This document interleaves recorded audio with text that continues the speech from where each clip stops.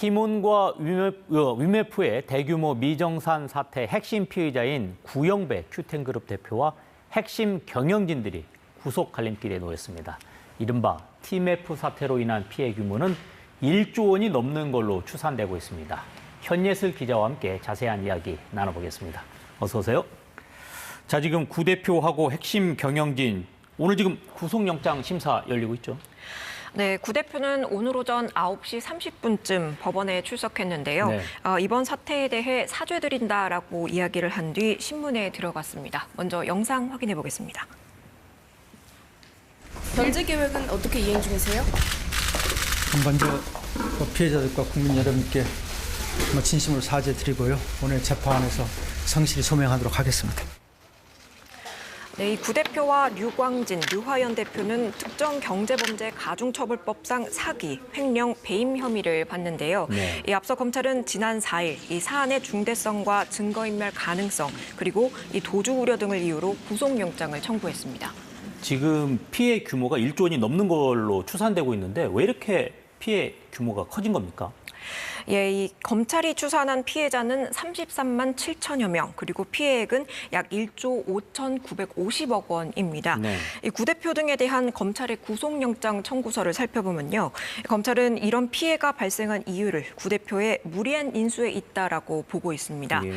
회사 인지도로도 이 매출 실적을 내면서도 자본 잠식 상태라 큰 자본이 없이도 인수할 수 있는 기업인 티몬과 위메프를 인수했다는 건데요.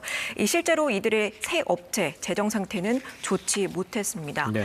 먼저 구 대표의 큐텐은 이 티몬과 위메프 인수 전인 2022년 4월에 이미 운영 자금이 소진됐고 월 영업 손실만 77억 원인 것으로 파악됐습니다. 네.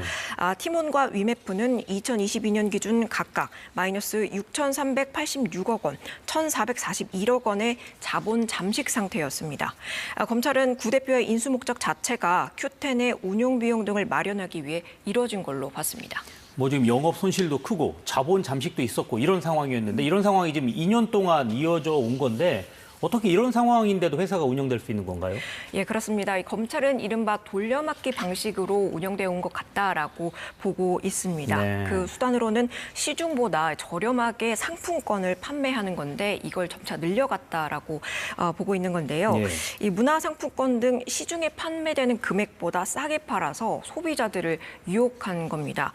앞서 말씀드렸듯이 티몬과 위메프 모두 재정 상태가 좋지 않았지만 정산업체에는 2달 전 판매 대금부터 지급하는 60일 지연 정산을 통해 대금을 돌려막았습니다. 네. 하지만 상품권이 많이 팔릴수록 티몬과 위메프에는 적자만 쌓여가는 구조라 결국 한계가 발생한 겁니다. 지금 이런 방식이 정상적으로 경영을 하기에는 어렵다. 이런 것도 경영진 알고 있었을 것 같은데 어떤가요? 예, 그렇습니다. 이 경영진들도 이런 운영 방식이 문제가 있다, 한계가 있다라고 인지하고 있었습니다. 네. 영장 청구서의 내용을 좀 살펴보면요. 길어야 6개월이 시한보다 위메프는 비제늪, 상품권 지옥 등 문제를 인식한 이 대표들의 발언이 기재돼 있습니다. 네, 그렇군요. 그럼 당사자들 어떤 입장을 보이고 있나요? 이들은 주로 이제 경영상의 이유 등을 주장하고 있습니다. 네. 앞서 구 대표는 입장문을 통해서도 발표한 바가 있는데요. 큐텐은 사태 발생 직후에 피해 상황 파악과 피해자, 파트너에 대한 피해 구제 방안, 그리고 이 티몬과 위메프의 경영 정상화 방안을 마련하기 위해 전력을 다해왔다라고 밝혔습니다. 네. 뿐만 아니라 류광진 티몬 대표도 지난달 입장문을 통해서 티몬은 정산 지연의 징후가 없었다면서 뱅크런을 막지 못한 게 사태의 원인이라며 이 원인을 다른 곳에서 찾았습니다.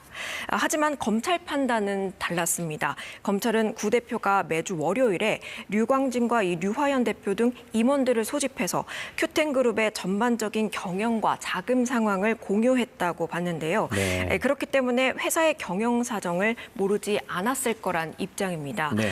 또 류광진 대표는 2022년 12월 기준 이 미정산 잔액이 약 5,100억 원이 넘는데도 금감원에는 460억 원, 그러니까 약 10분의 1가량 줄여서 보고한 걸로 조사됐습니다. 그렇군요. 네, 홍보 담당자들도 2023년 이후 이 언론사에 사태를 무마하려 했고 일부 기사들에 대한 댓글 작업까지 한 것으로 조사됐습니다. 지금 무엇보다도 소비자들이 피해를 많이 입었잖아요. 이런 부분 걱정이 좀 큰데 어떻게 소비자들에게 대한 피해 회복을 할 수 있는 방안 좀 나온 게 있습니까?